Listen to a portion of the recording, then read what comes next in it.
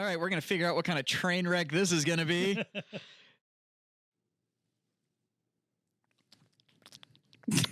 Oh, don't do that. No. You like made eye contact with me and then just was like, doing it again. Yeah, I'm going to do it. Doing it again. I'm going to do it. I'm going to touch it. It's just ASMR.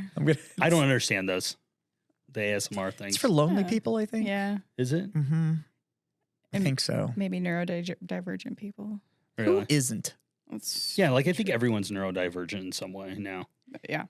No, I think it's always been that way. Yeah. Because your brain is made entirely of personal experiences that literally like was what gives it form. Yeah. So for something to be divergent, you have to have a baseline. Uh-huh. But since nobody has a brain that's formatted the same way, it's impossible to generate a baseline. That's a good point. Your brain is smooth. Your no ridges or bumps or valleys or lumps. All thoughts roll off it like a water slide. So this is Warhammer. Yeah. Welcome to, and I also understand for somebody freaks out that what they mean by neurodivergent is like an actual like clinical diagnosis, as in fucking some sort of syndrome or whatever. But the fact of the matter is, none of us think the same way as somebody else. So we're all neurodivergent. We're all fucking weird somehow. Yeah. Anyways, this is Warhammered. Yeah. We're kind of a podcast. Slightly. Where we talk about Warhammer and nerd lore at a wave top level. There you go. Nice. I'm Jazz. That's Beer Jim. Hey. And that's Caitlin. Hey. And the other side of the Warhammered part is just the hammered part. Right. Because we like to do a little bit of drinking around here. A lot of it. Now, most of the time, the drinking is brought to you by our good friends over at Second Pitch Beer Company, who have quenched many a thirst all the around these parts. Every other thirst. And we record at the, I'm just going to go ahead and claim it. We're recording the BattlePub Game Studios. Do it. How about that? Yeah. How about, This is the BattlePub Game Studios. It's not like I'm really claiming it. It factually is the BattlePub Game Studios. Yeah. Yeah. There's nothing not true about that. So anyways, most of the time I hit some awesome intro music and then I give an intro, a walk-on. Yeah. Something for Beer Jim, but we're doing things a little different today. Today's different. Because today, we're going old world. We're going to imbibe the juice that allowed the Romans to march across the continent. That's true. We are going to satisfy ourselves with the liquid that had to be used because water would kill you. Today on Caitlin's Wine Chateau. All right, I'll pour for you. Thank you. I love that I get a chateau and not just like a corner, like I'm not in timeout. Yeah. It's a whole damn chateau. So this is the first time we've done wine. There's a lot of information that you can go into wine, but we're just going to talk about this one. This is a Cabernet Sauvignon. It's from the Paso Robles region in California. The year is 2019. Thank you. Yeah, whatever. And all of those things are very important when it comes to drinking, tasting, and identifying wine. So the Cabernet grape is very different from regular grapes. It was an accidental crossbreed between a Cabernet Franc and a Sauvignon grape in the 17th century. This caused the grape to have a thicker outside skin, which is where you get what's called tannins from wine. It also doesn't easily get its feelings hurt. No. Has a very thick skin. Yeah. Thick skin You can grape. call it anything you want. So the tannins come from the I'm just going skin. to call you lovely. As well as the dark color you'll see in Cabernets you get from the skin. Fun fact, majority of American and French varietals are spliced and they are the same plant from the French grape blight that happened years ago. There's actually a cool story behind that. So it was when they wanted to grow vines in California, they essentially called France and they were like, yo, my Frenchy brothers. My French friends. My frogs across the pond. Give me some of them grapes. Give me some of them rinds on. Let me let me get your vines. Let me get some roots. Could I get them roots? I want to get your roots deep in my soils. Can I What have did your the French roots? say? The French were like, fuck you. And the French at first were like, no. No. The roots are mine. The roots are mine. They go all the way back to when the Romans came through as they planted the roots. And so they're not really ours, but we came first. Yeah, right. So, and we were like, oh, come on now. I promise we'll like save you from some wars and shit. And they were like, Konzutulu. And then What does that mean? That's the It's- greatest French sounding thing ever. Okay, I can tell you what it is. It's not Zoutalou. It's Zout alors, ALORS, and it's literally just an expression of like, oh my goodness. Zoutalor. Yeah. I'm gonna say that from now on. Or you can just say zoot, which is like saying like, oh shucks or shoot. But if you're dressed up when you do it and get in a fight, you can have a zoot suit riot. Oh, you could have a zoot. Riot. Throw back a bottle of beer. Zoot suit riot. But yeah, so then they did end up giving California a bunch of That's 'cause awesome. they like looked at it, and a bunch of like French wine masters and stuff all went to California, helped get all this going, making sure the soil was correct, and blah blah. Because they're like, you're gonna have the heritage of our grapes, my berries, and they. So this was like the second founding. It's a little bit like a second founding, and then the French sneezed on the grapes or something, and they had this big like vine plague, Yeah, they had like a big bacterial growth. Or, and and it just ran through yeah, like everything. the bulk of the wine country and just like nuked all these vines. Do you remember when And that was? and they had to pull it all up. It's 18th century, 17th century. when the wine blight came I through. think so. It's very old. no, there was a more recent one. Yeah, No. there always seems like they're blighting. And then so they went back to the people that they gave it to in California. And it wasn't the 17th century because California didn't exist. Yeah, All right. So- 1800s, That late 1800s. that track. So essentially they went back to California and they were like, "Hey, you know that stuff we gave you? can we have some back? All ours died. Could we get some of the children's and then we'll just take it?" Yeah. And then 1800s Americans were like, "You want our kids? Yeah, you can take them. Just take 'em. They're What do you like, want? No. We want The vine. the vines. We want the vines." So they took them. So it's Kind of cool. it's That's kind of really cool because it literally the genetic code of those vines neat. Exact same. is exactly the same. So All it comes down to is technique. So French winemakers are very similar to Germany when we talked about German beers. They have that tradition stuck in Right. and they don't like to experiment outside of that tradition, which is where you get, certain wines from certain regions are called that because they follow those certain rules. Like champagne Yeah. is from the Champagne region. It's sparkling wine. It is sparkling wine, but if it's from Champagne or Champagne, it's champagne. otherwise, it's just a prosecco. Otherwise, it's just a prosecco. Where was I going with this? I don't know. But I love Regional heritage within Regional the heritage. wines. You American wines were a little bit more experimental. Same thing with our beer. Same thing. Yeah. Paso Robles is very interesting, and I really enjoy the wines from there. And Have if you you're ever gonna, been? huh? Have you been? Never been, but it's really interesting. So there's we need to go back to my home. there was and like- do a No, we wine. don't. there's like 12 different. No, we don't. Jazz. Was there like We don't. 12 different climates just It's more. in the No, it's like Paso? 42. Yeah. It's like Yeah. 42 microclimates in Paso, which is why the wines there can be phenomenal. Yeah. But these microclimates will change depending on like acreage. Yeah. Like you can have one microclimate and move like a couple of acres over and get Yep. a completely different microclimate.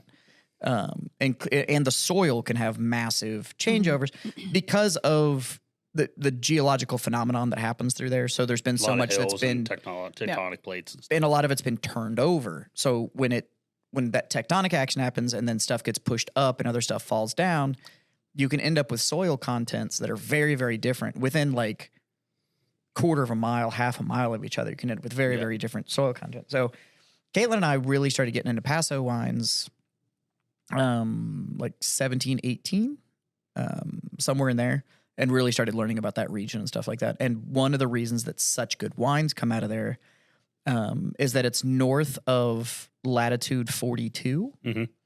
And so then when you keep drawing that line across and then you cut through where all the really good French wines come out of, they're all north of latitude 42. Right.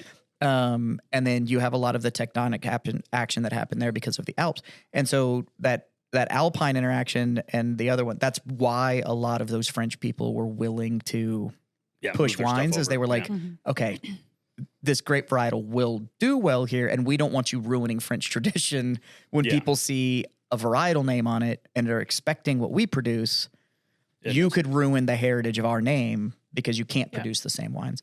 But it's pretty cool. Even the formalities and stuff up there, like, from what I understand, a lot of the farmers just kind of work together so they can like do whole like hillsides and stuff like that. Cause the tracks apparently are owned like in these like micro quantities. So some guy will own like 2 acres, and that's really not enough to become sustainable. So a lot of them up there are like, well, I've got the body grape, but I'm missing the filler grape.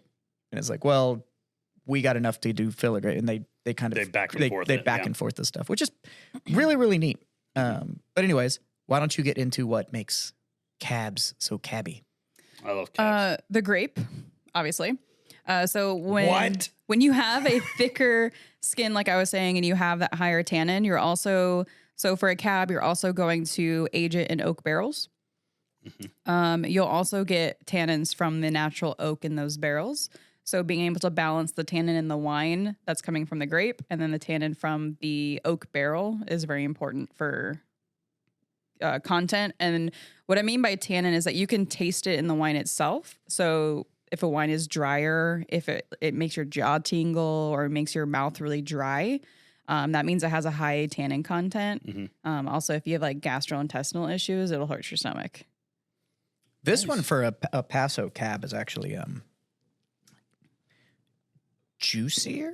This one's juicier. So this one, the flavor notes that I get are like black cherry and like currants, maybe like some strawberries, like red fruits. I would probably push a little bit more. Now, none of us are sommeliers, and we're not trying to sound super douchey, but there are some very strong flavors in this one. The big one that I'm picking up is actually plum. Yeah, I can see There's plum. a very strong plum, but there's also that apricot flavor. Yeah, getting a lot of leather too, which I think is where you can't get away from leather in cabs. Like Cabernet is just going to give you a leather tone, and then leather, sandalwood, all that kind of stuff. And then the oak introduction is going to give you that forest floor, that wet wood. Yeah, I had a buddy who's a level 2 som. Jesus, and he worked for a winery or a wine bar, and I would go visit him, and he'd be like, "What do you want?" I was like, "I want dirt and cherries. That's what I want in my glass." So he would just be like, "All right, here you go." Well, it's interesting that you were saying those flavors because 2019 in California was a very wet season. So that is going to change the taste of your wine. Paso Robles sits on a limestone bedrock. So that's going to change it. It's going to compare it to like Napa in 2019 because it's on a volcanic sediment. It's going to be very different. But also, depending on when these grapes were picked, in October of that year, there was giant wildfires in California. So that year? 2019. Yeah, okay. Well, it was California. In October. Yeah, it was that year. Yeah, all the years. Yeah. Is this going to be a slightly shit on California podcast with Justin? I'll shit on California anytime you want me to. So depending on when these grapes were picked, if it was picked before the fires or maybe like after the fires, it'd be really interesting to see where their vines were sitting in relation to the fires to see how that would, like the charcoal would change the flavor of the wine. Yeah, a little bit of smoke or something too. Yeah. No, I love wine. Like I need to drink a lot more of it. When it comes down to like when people talk about, oh, it was this year versus that year of wine and da-da-da-da-da, and you kind of go like, why the fuck does that matter? No, like, it does. It matters an insane amount. It matters, and the reason it matters is like everything that Caitlin just talked about, which is right before harvest season, they had wildfires. That's going to impact what is going on heat-wise and all that kind of stuff. It was a really wet year, which means that there was more water that got pumped into the grape. So you can actually end up with a fatter grape and a higher yield, but a fatter grape and higher yield is also going to have a less intense flavor because you have more water in the fruit. So when you're looking at, well, this vintage versus that year, or I like this year more than I like that year, and those are all the reasons that everybody talks about the year. Now, when And you're also really it's varietal, educated too. and you can follow all of that kind of stuff, it matters. When you go to Red Lobster and you order something off the list and they come and poorly present you a bottle and go like, well, this is the 2017 barefoot whatever, that doesn't fucking matter. Yeah. Like that, nobody cares. Sure. They're dumping every grape they can find in the top of a hopper and waiting for it to yeah. ferment and then bottling that shit out. Yeah, Like, it doesn't matter. but if you find a region that you like, I'm not going to lie, I could tell you very little about wine from most of the rest of the world. Mm. Paso wine, I'm pretty good at. Oh, good. Okay, cool. But I really like the wines out of that region. And so I know the varietals I like out of that region. I know the years that I like from that region. Like I know what I like there. And then I can get pretty safe. You're always super safe with South American wines. Their weather is so damn consistent. Shitty, but Yeah. consistent. Yeah. That their wine is almost always going to taste the same. And South then African wines have been In Australia. wines. I can't afford any of the stuff out of Australia that's actually good. Yeah. Well, because it's Yeah. strictly like lot 42 and like pinners and shit. I can't afford that. Yeah, yeah. Pinfolds, whatever it is. I can't buy $3,000 bottles of wine. Like it's not. What? Yeah. It's not your thing? No. Yeah. And This game store hasn't done it yet. South African is, for me, it's too sweet. South Africa just produces really, really sweet wine. I just can't do it. But the French wines, I have started to learn what regions I like stuff from. So I can kind of look at where is it and then go like, okay. Because you hear about really famous ones like Chateau Neuf de Pop and all that kind of stuff. Yeah. There is a label that is just called Chateau Neuf de Pop.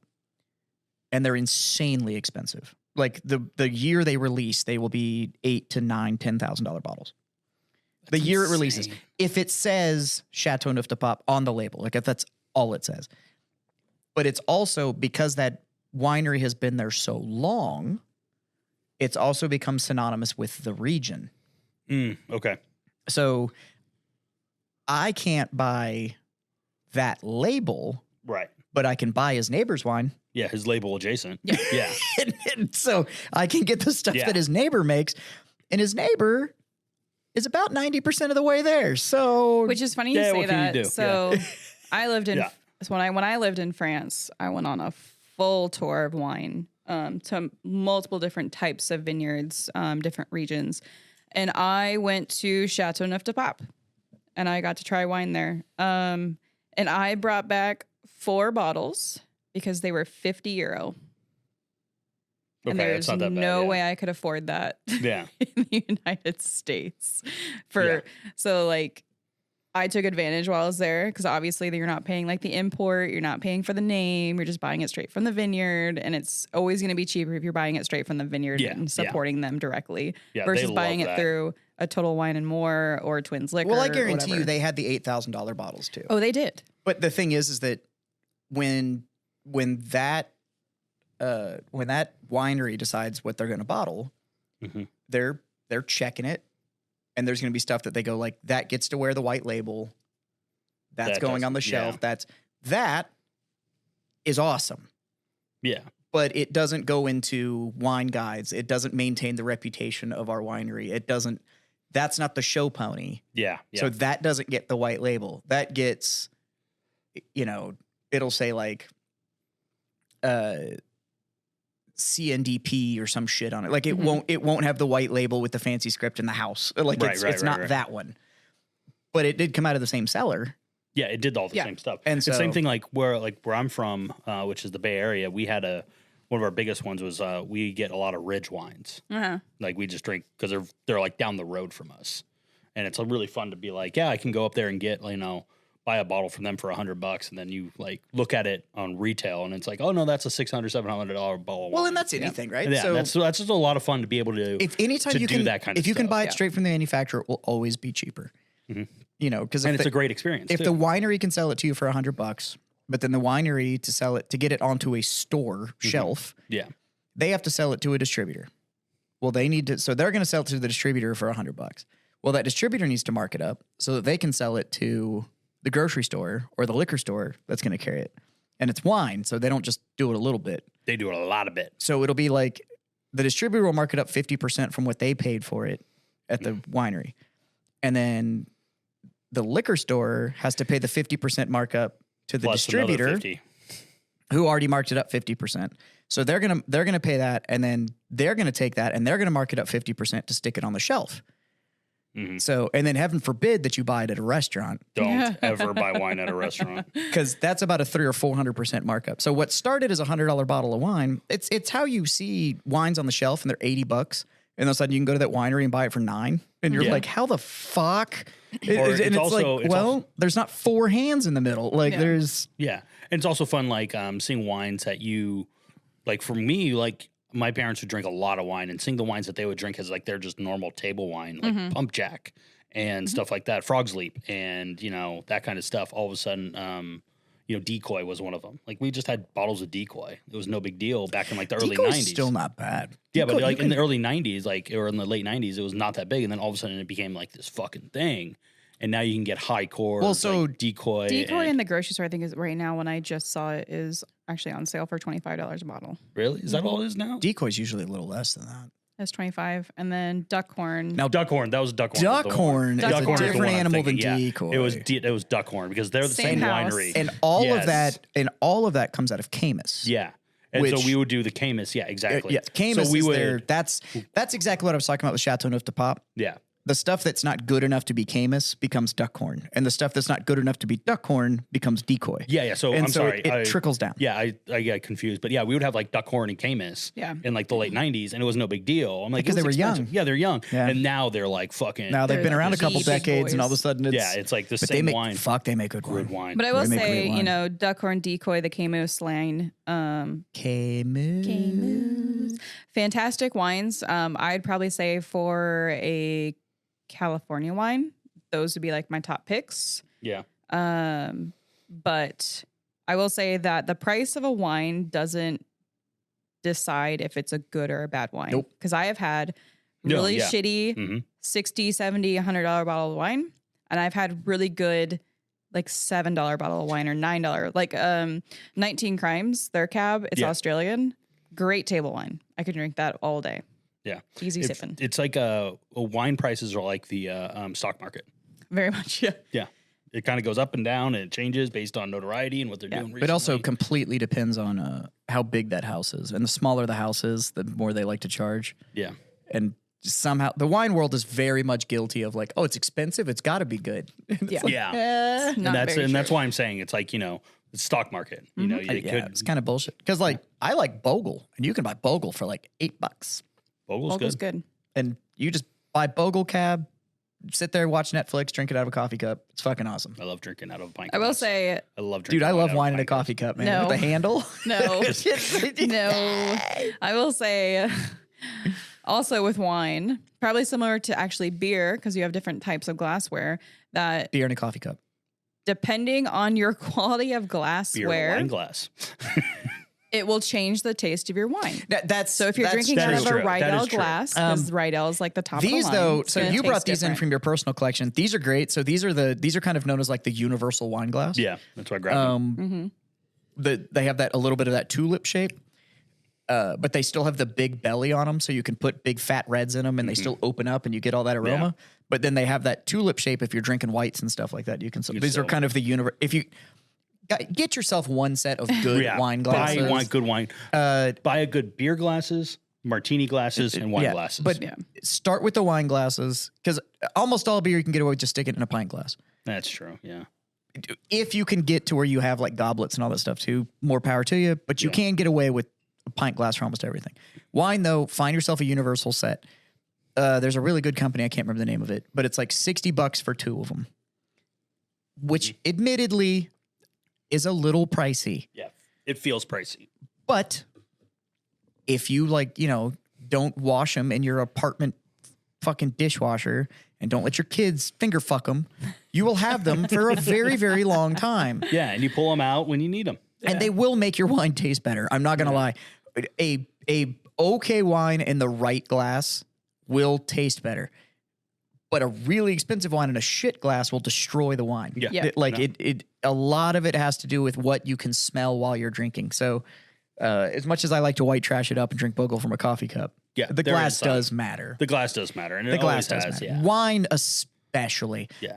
The rest of it is also like good martini glasses and all that stuff. It's the experience. Those And that's- glasses just yeah. feel different. It feels nice. It and feels like just yeah. yeah. So It feels like a special thing that you. and by the way, if you own nice wine glasses, knowing that the wine is going to go away, you at least still have something nice after you just like drink away $100. It's like a souvenir.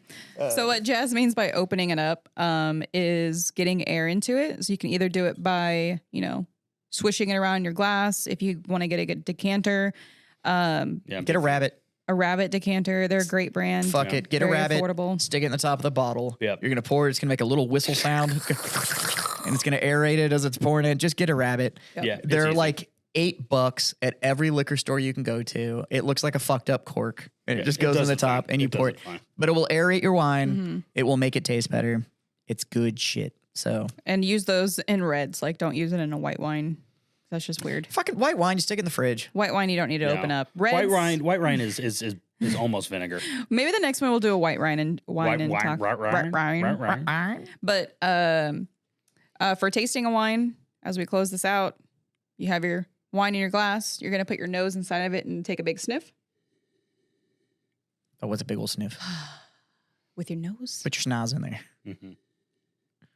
You're going to kind of just like let that aroma kind of sit inside your nasal cavities, and it's going to go down to the back of your throat. It's called warming your palate. Warming your palate. When you shake it around, you'll start seeing some drips down the side of your glass. Those are called legs. It'll kind of give you a indication of the alcohol content in your wine. This wine actually has thick old getaway sticks. The longer and the more legs you have, which are the drips on the side of your glass, the more Getaway alcohol. sticks. I I'm get on trying my to getaway educate. sticks. I'm gonna trying use to that. educate. I'm gonna use that in my baseball game tomorrow. Getaway Or on sticks. Saturday. Move your getaway sticks. Get your move away sticks. Anyway, the length and however many getaway sticks you get on the side of your glass determines the alcohol content. Lots of sticks, lots of drag will mean it's a higher alcohol content. So you're going to get really fucked up if you drink the whole bottle by yourself. It's also a good indicator of tannins. A good indicator of tannins. And then you're going to put it in your mouth and you're going to slurp it and like allow the air to open it up. See, like this one's big. She got fat ass. She got big getaway sticks. It starts with good getaway sticks and finishes with a fat ass. And that's how you taste wine. If you go to a wine flight tasting, start with the whites, end with the reds, or you're just going to be in a bad way. And tell them that you like the fat ass on that cab. Oh my Walk gosh. up, look at him, and be like, I want dirt and cherries. Fill the glass. Yeah. I was so excited to teach everyone, and it's just I You hope this did, was but good. I had to warhammer it up a little I bit because you were know. getting a Yeah. little formal. I'm sorry, I like wine. I do love too. wine. I love wine. wine. I I'm love actually it now that so we've started seriously. here, we're actually we're going as a little micro crew.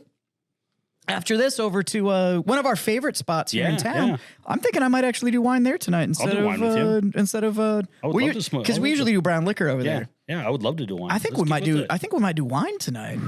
Got it started now. Yeah. They I'm probably gonna be over there and be like, Behringer or I'm something. like, Yeah, I bet you they have some okay stuff. If the list sucks, then we'll switch we'll over figure to it out. whiskey. But I'm like, if they have like a nice petite Syrah or something like that. oh my god, Yeah, does your boyfriend know you drink that? yeah.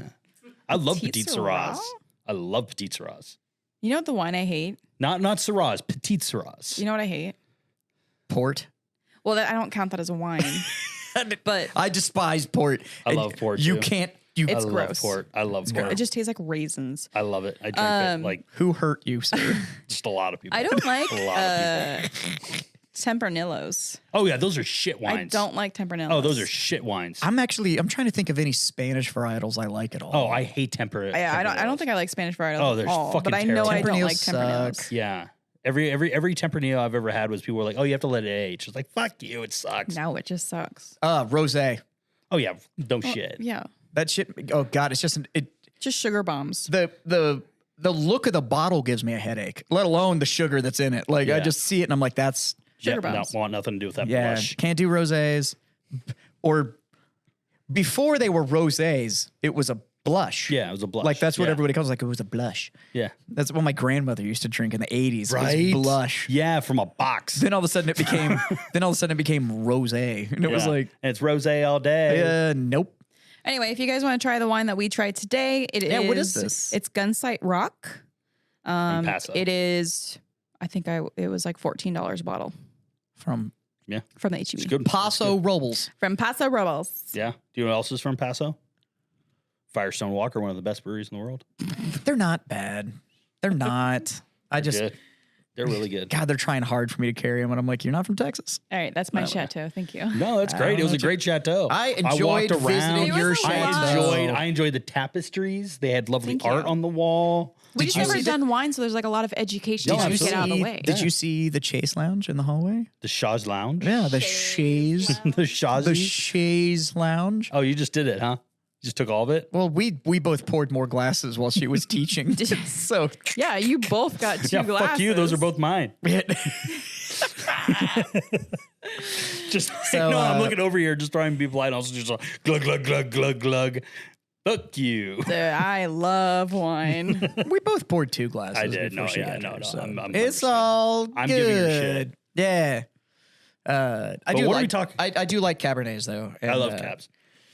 Maybe we'll do a Merlot next and talk about why I'm not Merlot's drinking different. a fucking Merlot. No, Okay, if I bring in I'll give you Malbec. if We're I not bring doing in Merlot. Duckhorn Merlot, that is the best Actually, Duckhorn yeah, varietal it's there pretty good. is. The decoy Merlot is actually pretty good too. But yeah, but I think Duckhorn and Decoy Cab is Do you know very why I don't like lacking. Merlot? It's boring. it's not boring. It's not that it's bad. It's just boring. It's just like you just drink it. You're like, that's grapes. Yeah, but it's also from that movie Sideways. Where he was just like, you ever seen that movie? No. Oh, it's a great wine movie. You haven't seen that? Oh, yeah. He was like, I'm not drinking any fucking Paul Merlot. It's Paul Giamatti and the Giamatti. guy from Wings. That's all I remember him from. Is he's great. He's a great that mechanic guy. from No. Wings. Yeah. I can remember the DVD title.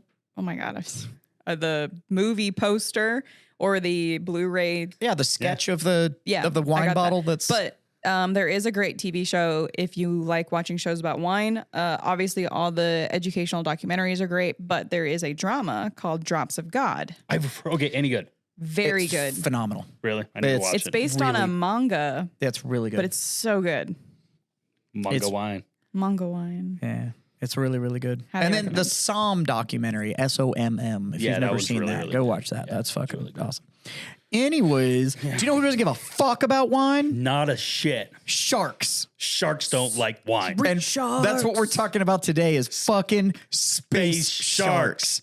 So, I'm so excited. So we decided So excited.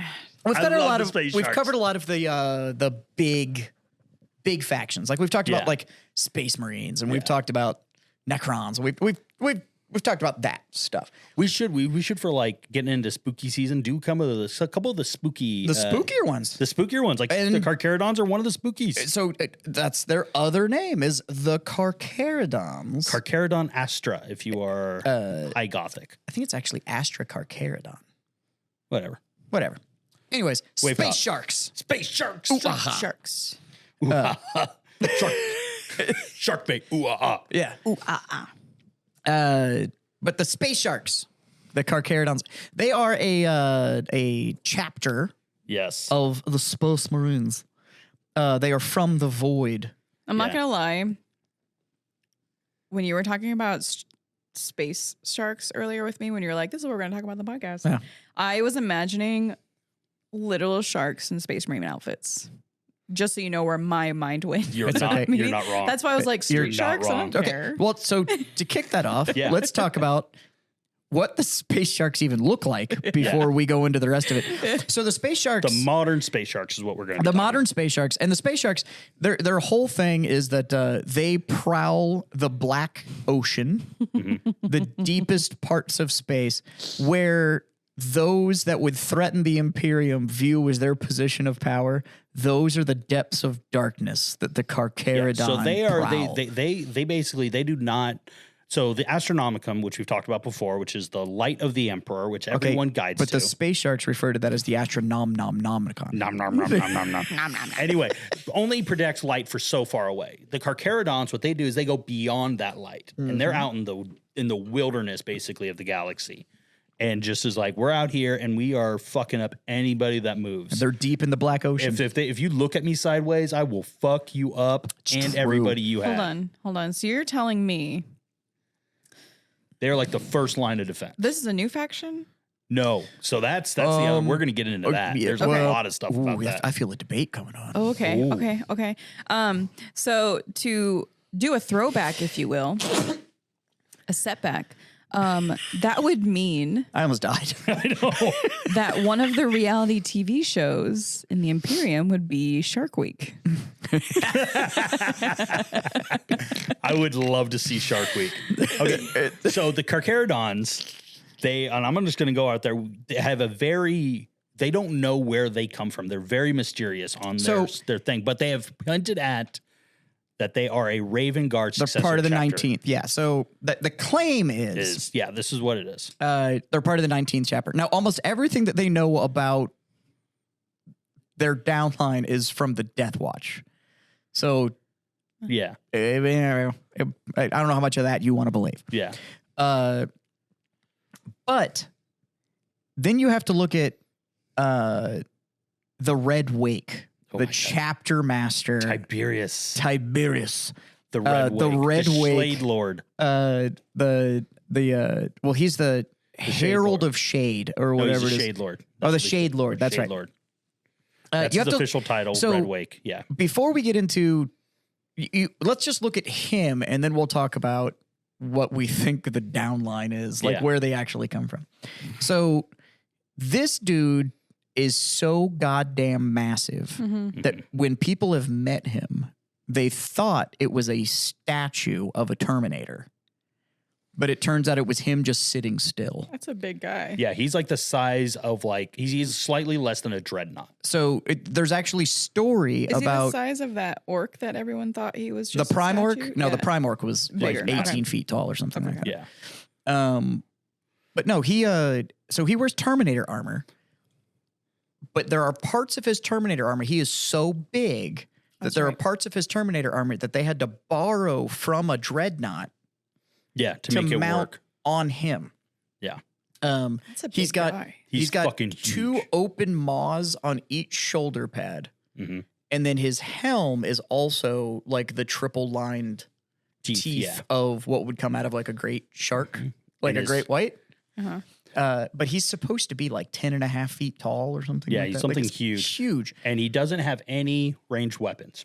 Fuck you in the ranged weapons. No, because he's got each arm has a power weapon on it, but it's a combination of a power fist, lightning claws, yeah. and a chain fist.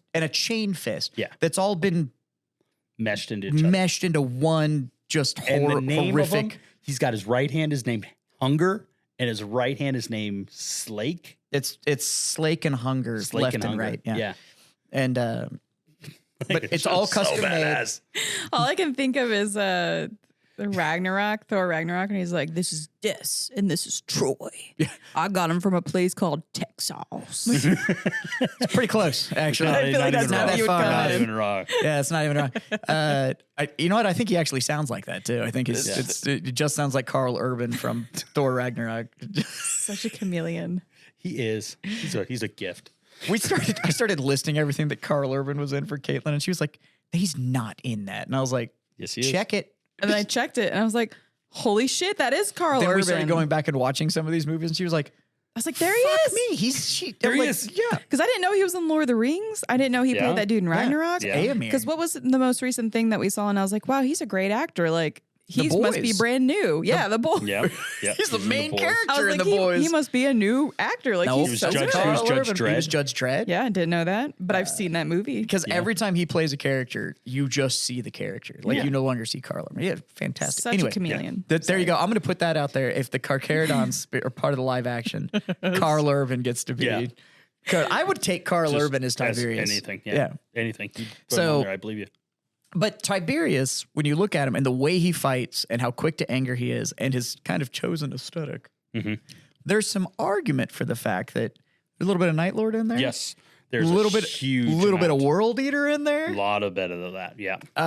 And I would say Yep. I understand. because of the zealotry that they have for the Emperor, being loyal, like they're beyond loyal, there's arguably a little bit of Ultramarine in there. Yeah.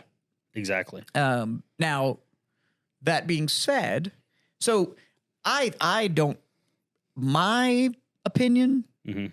they don't have a lineage. true chapter downline. I think there's been so much gene seed corruption Yeah, I believe that. of shit just getting slammed together. Right.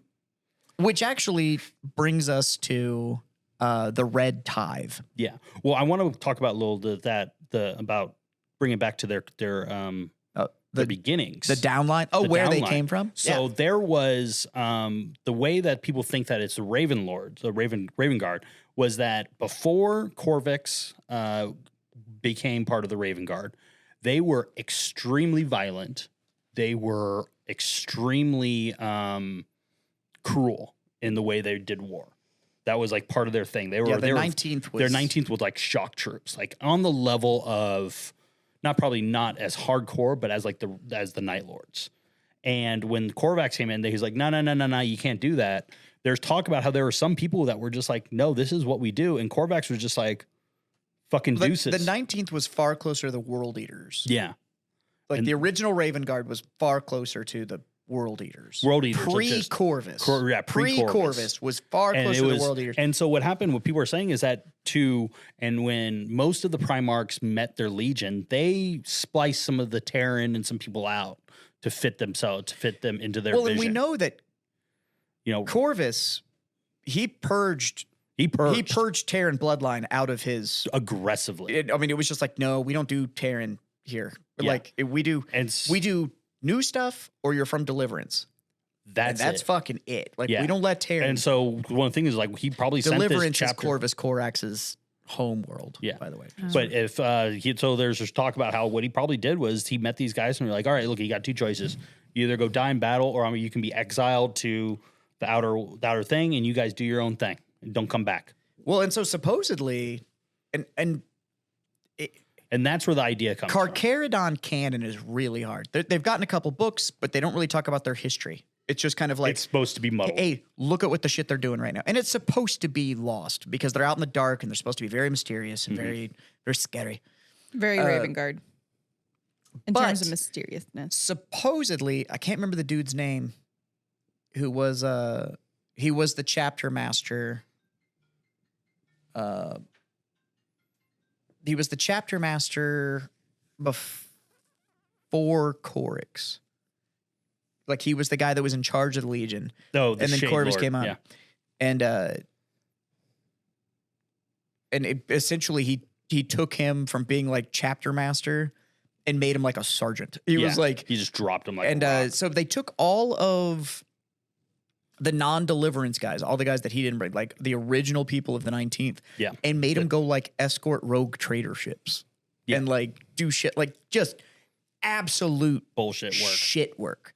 Yeah. And demoted them all, like took like average officers, made them line guys. The highest ranking officers were all made like sergeants, and then shipped them off to go do just absolute shit work for nothing. For nothing. And so that's also where this was like, probably like one of these guys came to him and just exile us. Just send us out, past Astronomicon, and we're on our own. And that's kind of the thing is like, so they went off and then just kind of got lost.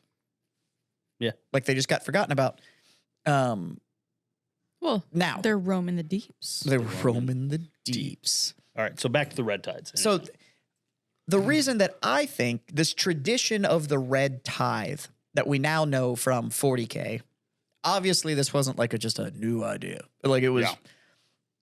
So the Red Tithe comes from they will take people to rebuild their ranks from systems that they liberate.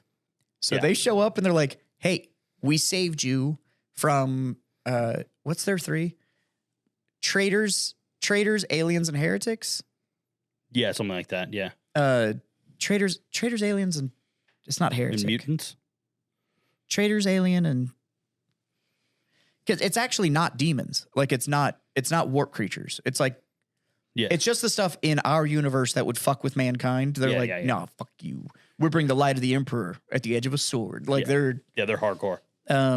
It's traitors, aliens, and something. Anyways, so like if one of those is going on, they show up and they liberate your planet and they go, hey, look, we lost some dudes Yes. And we also lost the guy that carries my helmet. And his guy who carries his helmet. And the guy that carries my guy's helmet. And our chef. And so and a couple gun crews. some And gun it's just crews. we have a list. We have a list. Janitorial's looking a little weak right now. Renegade. Traitor alien renegade. Those are the things that they say. that they fucking hate. Anything that would be that's not human or would go against humans, they're not fucking here for. They're not Yeah, here here's for the it. quote. To ravage the foes of mankind and to set about the traitor, the alien, and the renegade without mercy and harrow them in their places of strength. There you go. Yeah, that's Yeah, Kinda scary. Carcharodon. space sharks. Space sharks are dope. I thought you guys were joking about the space shark thing, and then it literally says, like, in parentheses, space sharks. Space shark. It's Astra Carcharodon, the space shark. I'm getting all sorts of bad ideas listening to this, so we're gonna keep talking. Anyway, so because I'm sitting there going like, man, I got a lot of Marines that aren't painted right now. but they're hard to make as an army No, they're not. Why? because the motif is harder to make. It's There's a lot gray of- with a shark on their pauldron. but they also have a lot of Maori kind of like imagery It's on their skin. on their skin. Yeah. It's just on their Space Marine wears armor. You can't see It's their on their skin. We'll get to that. Okay, fine. The hardest part would be the helmets, Yeah. The aesthetics. but anyway. Yeah. Anyways, Yeah. so the red tithe is that they essentially going like, so some of y'all some bitches coming with us.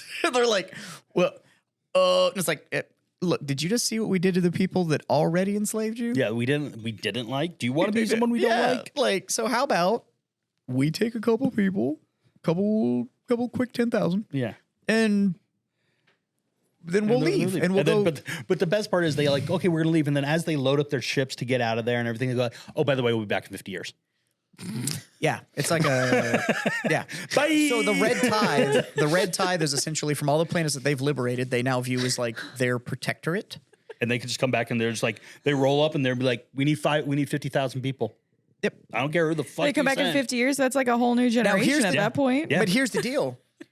Their zealotry and passion for the Imperium, they also like instill into these planets that they free, and they're so thankful for being freed that the planets then start training their young to be good enough to become Yeah. space sharks. Carcharodons, yeah. And like so all of these planets that they free, they essentially, unlike in most chapters that have like a home planet and that's where they're trained, these guys have like seeded all of these worlds. Now, And they're all at the edge of the empire, so they barely they're ever way get out any, in the fringe. They ever get any It's love. very Viking to cede territory. Yeah. Yeah, So it is. But it's like so these guys, like, if you're on this planet, like, that's who we got to call. Like, we don't see the military, we don't see anybody. call these They don't guys. come fucking out here. Now, here's the deal, though, is that who they free these planets from, a lot of them have chapters. They're renegade chapters, or they're Black Legion chapters, or because there are other renegade chapters that aren't Black Legion. Like they lost communication with the Imperium, and now they're just doing their own fucking thing. Yeah. And so, but they've been doing that, and they've been farming their own stuff in here. So that's where I think the gene seed corruption starts coming in. Yeah. And why you see these other chapters that are influencing this thing. And I also think it's one of the other big traits of the space sharks, which is they are salvagers. Yes, they are. These dudes, anything and everything that get their hands on that they think they could trade to Mars to get Yeah. Because equipment that's or now tanks gray or- tithe. that's the gray tithe. Any salvage they find, Yeah. that's just theirs. So they're out in the outer dark and they go to these planets and they take they take over a planet, they liberate it, and then they go through and they're like, hey, you got some cool shit here, stuff we've never seen. They throw it in the back of a truck, keep it there, and then every 20 years or something like that, envoys from Mars comes in and be like, hey, yeah, we would like to see something. Like, hey, we got some pretty cool shit that you guys didn't even know existed anymore. Yeah. We need about 40 Terminator armors. We need about 100 Land Raiders. Yep. We need And a these couple, and guys- then maybe another ship. And then they're like, yeah, because they have like the Xeno architect or Xeno technology that they have. What Archaeotech. Archaeotech or whatever. Archaeotech that they've never seen, that they're like, yes, this is beyond value. And And the so- space sharks, they don't give a fuck. The space sharks will hunt down Archaeotech to give back to Mars. And then Mars is like, Whatever you want. yeah, okay, you need tanks? Fucking here's tanks. Yeah, you want another spaceship? You want a But cruiser? they Here's a don't cruiser. requisition anything directly from the Imperium. They're just like pawn shopping shit to fucking Mars. That's funny. Yeah. It's just like, That's really what are you doing? Yeah. Well, they don't no one need it. knows that they're out there. But That's that so being funny. said, and these guys are going like, we will salvage and use Everything. whatever we need to continue our fight because they are on the internal crusade until the lost one returns. Who's the lost one? Nobody fucking knows. They think it's the Emperor. Nope. No. The Emperor is the sire of the lost one. Oh, that's right. Oh, I can tell you who the lost one is then. What? Who is it? Horus. It's not Horus. Why wouldn't it be? Why is everything Horus with you? Why wouldn't it be? She's got a point. Why She got a wouldn't good it be point. Horus? Tell me Could be- why. It could be Horus. Yeah. Or mostly it's everyone else is one of the dead. two lost legions. That's the But, other thing is everyone keeps on talking about. Yeah. But apparently they just kind of like, that's the other thing is like, they don't follow rank structure or heraldry, the Codex Astartes, none of that shit. No They don't shit. give a Don't give a fuck. A Lot of chaplains, a lot of librarians. but too. because of who don't go to the front line because they're too valuable, so they keep them in the back, and then they. yeah, they don't fight. Well, yeah, because like librarians fight. are healers, aren't they? No, apothecaries are. Oh, that's right. But they don't let them on the battlefield because they're too valuable. So It's like you die, you die. but they salvage everything. Yeah, So you get in a fight with some other Space Marines, you just leaving that gene seed around? No. it's my gene seed. It's my gene seed now. I found it. motherfucker. I'm fucking I taking it. find it. It's mine. I imagine they get the gene seed out of Space Marines like the little sisters get the stuff out of the Bioshock people. Actually, you're not wrong. It's Where they this- take like this giant syringe and they pull no, out. it is. Like, It's a That's it's a exactly syringe it. on a pistol, and it literally That's it goes exactly up against it. their And chest, it, and they like- go whap, and it drills in, There you go. and then it like Spreads opens it up, and it pulls this nutsack looking thing out, Yeah. and And then it gets similar. inserted into a canister of like, And then it and gets- freezes. then it Yeah, gets yeah. put in a fucking thermos. That's very similar to Bioshock then. yeah. yeah, They but no, put it- Carcharodons are cool because they're 100% white, like they're completely pale, eyes are completely black. Yeah, they're described as deathly pale with eyes as dark as the abyss in which they roam. Reminds me of that. What? That reminds me of that the character on Naruto that is the shark guy. The shark guy? The Or the shark snake guy guy? on the shark guy on Naruto has like a bat that's like a shark.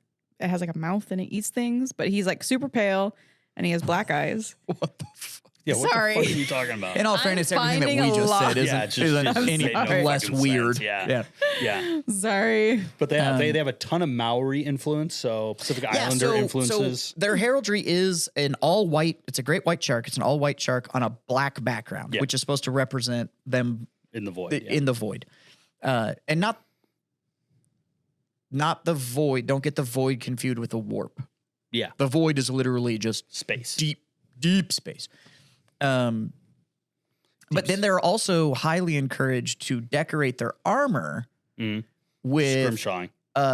additional symbols and icons of predators of the deep. Mhm. But then they have this huge tattoo culture Yep. where they will tattoo their forearms and their head with all of these spiraling patterns, but you earn them doing it. And then librarians, I think it's the librarians, right, that mark their armor with red. Yeah, I believe so. So it's every time that they it's like their sense of accomplishment, and they mark their armor. And then With they red have like marks.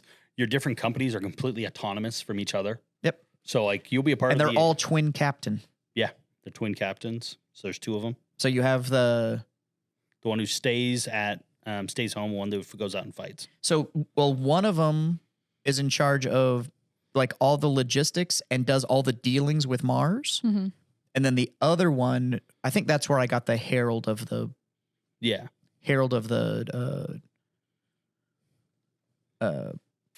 what's the chapter master called? Tiberius, the Red Wake, Right, but his position is the Shade Lord. Shade Lord. I think they're the herald of shade, Yeah. or whatever. They're something of the shade. Like they're Well, no. That is a special position that is given to someone being like, because there's two people that have like a very special position, which is like the one that's in charge of the prime harvester or the prime reaper, That's what Prime Reaper and the other.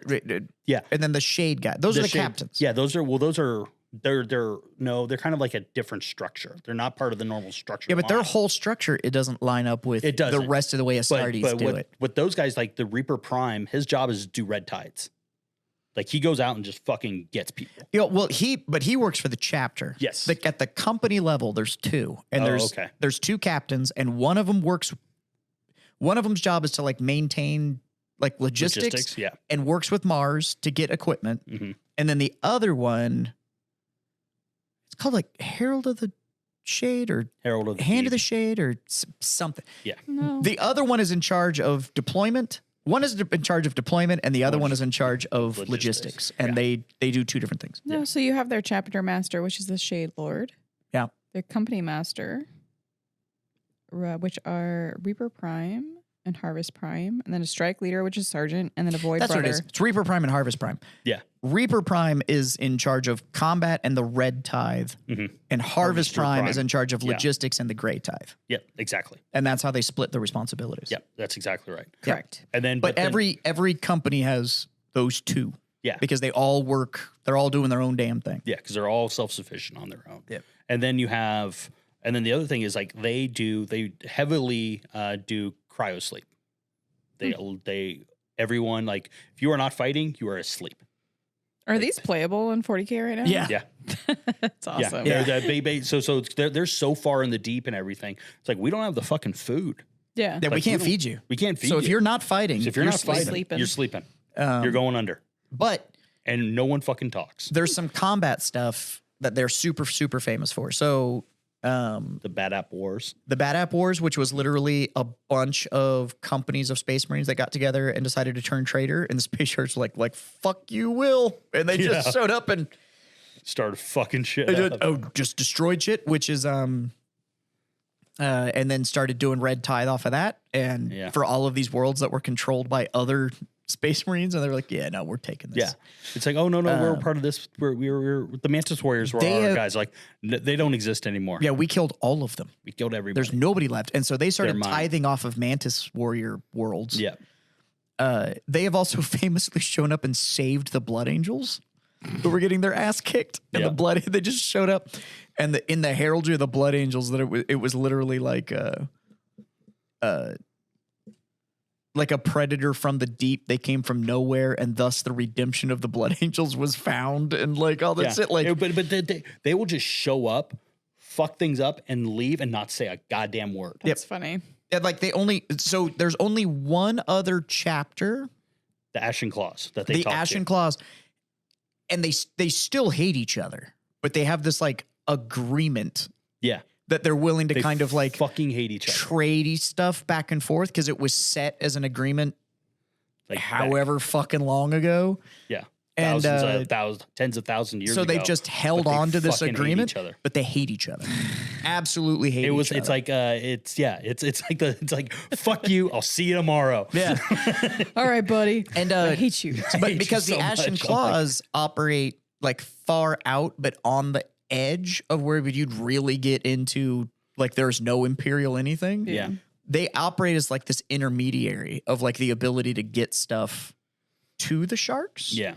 But then the Sharks use them to also take stuff and get it to Mars for them. So they're like Postmates for the Sharks. Like I don't understand. Yeah, it doesn't. The whole thing. Like, it's a why lot of they're tradition useful, but, and yeah. stuff. Uber Eats. Yeah, it's like no. Like they'll walk in and like Space Sharks will be like, we're low on gene seed.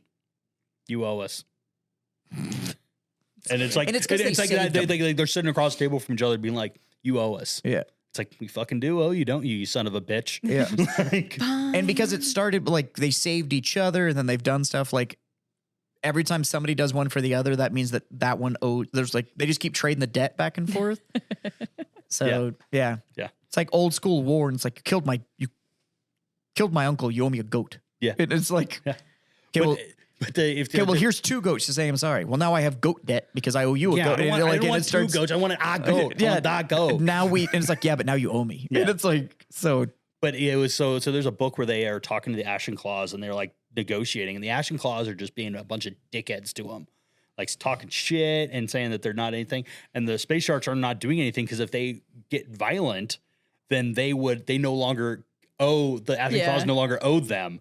So the Ashen Claws are trying to like goad them to fight them, so they don't owe them anything. Well, because if the two fight, then they don't have a working relationship anymore. So the sharks know they need them because the sharks don't go into the interior. So yeah, that's funny. And so it's really funny. It was like when you kind of know the politics, you're just like, those assholes. That's funny. So yeah, but the Carcharodons there's such a great chapter, and they're starting to flesh out a lot of their lore and having a lot of fun stuff.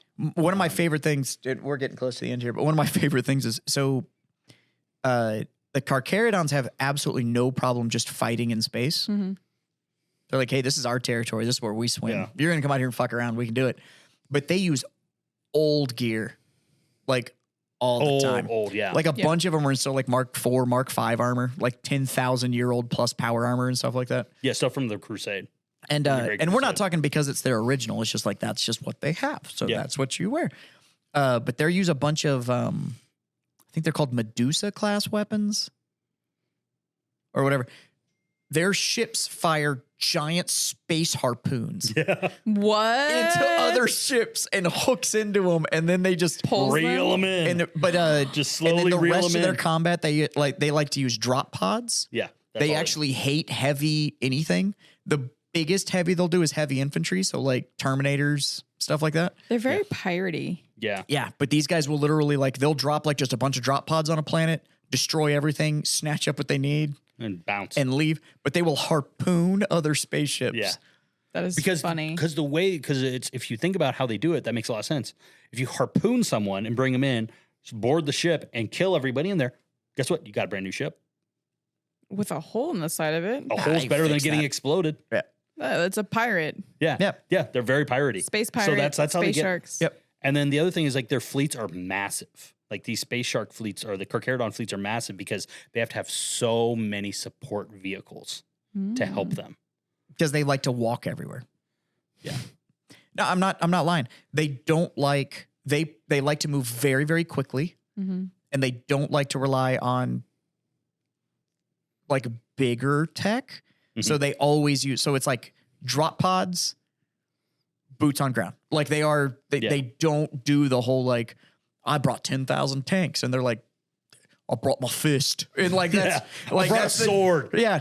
The Carcharodons they like to win through Violence. It's violence of action. Yeah. So it's not we brought a big toy. It's like, how about just I moved way faster and more violent than you do? Yeah. And then I win. Just ultimate shock troops. Yeah. So super, super dope chapter, but I want to talk about them because they're cool as shit. They're so cool. And yeah, there's other cool chapters. And now the more we talk about them, the more I'm like, I want to build them. Yeah. Well, Because there's a ton of good. If you're really interested in look at the lore, but there is a ton of stuff on the aftermarket, like really cool helmets and stuff. Because the Carcharodons are extremely popular, and the biggest problem is a lot of people love space sharks, but there's no official models. They do not exist for the table. Though looking at the emblems, I've seen those in the newer boxes of like the big boxes of Space Marines. I've seen Carcharodon patches are in I've there? seen them. I have to double check my Leviathan box, and I'm gonna pretty have to go sure they're on that double-check those sticker pack. transfers. Wow. If there's I'm Carcharodons pretty in there, sure that's they're the on there. universe trying to tell me something. Yeah. You got to make some. I'll have to crackers. double check my Leviathan box stickers, but I'm pretty sure I saw those on there. The only official model they have is you can buy Tiberius. You can buy the Red Wake from Forge World. From Forge World, right? From Forge World. Yeah. You know what That's else it. came out from Forge World? Oh, the new Fulgrim. Fulgrim model. The Demon Primarch Fulgrim model that right now is only available in 30K, but I guarantee you we're going to get one for 40K. It's We too talked nice about just it on for the show. 30K. We talked about it on the show where the EC's coming. yeah. Emperor's Children is going to be an official chapter. Noise Marines are going to be a lot of noise Nailed If they it. do that, I think that they're going to release pretty soon. a legend rule. I think what'll end up happening is that they'll legend rule him for 40K. Mm-hmm. He will not be tournament legal Why though? You have other Primarchs that are tournament legal. because it fucks with their story too much. Yeah. Unless they wrote a book that said that Fulgrim came back.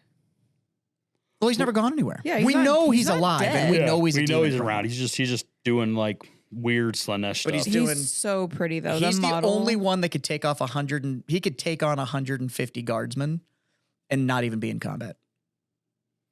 Yeah. That's It's crazy. That's not even how I imagine that model, but it is so Waiting pretty. for Jim to get my joke. No. Wait, what? What'd you say? Said he's the only Primarch that could take on 150 guardsmen and not even be in combat. I don't, is that a sex joke? Is that a sex joke? Are you, It's an orgy joke. Are you selling the guardsman name? Yeah. Okay, cool. Yeah. Cool. Yeah, no, that makes sense. Especially for the Slaneshi Primarch. Yeah. Yeah. Slanesh. That was the fourth time I met Yeah. Slanesh. Looking like a He's coming seal for at you. SeaWorld. He does, doesn't he? Just look at it. He has a corset back and everything. I'd like to hit you with my Phaedos pattern Glock 3000. So wrong. I got this tail. You want to see some cool shit? Okay. Let's go play Starfield and celebrate Jim's birthday. Yeah. Happy birthday, me. There is actually a tradition, though, when a new Carcharodon joins the ranks. Oh, yeah. tell This me. is great. And they hit him with it, and they just come out and they go, baby shark doo doo doo doo doo doo, baby shark doo doo doo doo doo doo, baby shark doo doo doo doo doo doo, baby shark. Mama shark. And it's facts because I heard it from Russ. And if we know one thing, Russ is right. all right, Oh. y'all. Go out there, games, drinks, and hijinks. We highly encourage all three. And I am going to smoke the biggest cigar I can find. and we're gonna go do some birthday shit. Yeah. Yay! All right, guys. Hit him with a Jim. Bye.